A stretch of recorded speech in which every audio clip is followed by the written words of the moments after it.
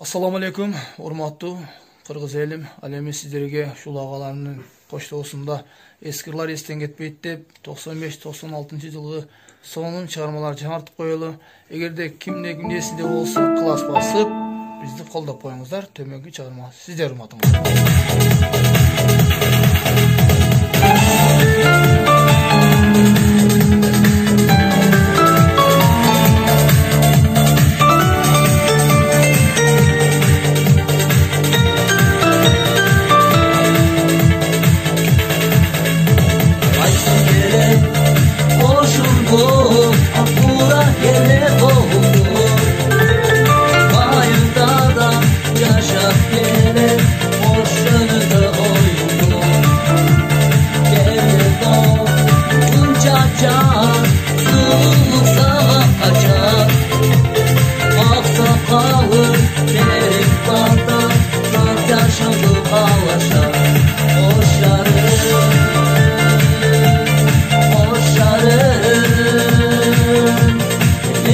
Sana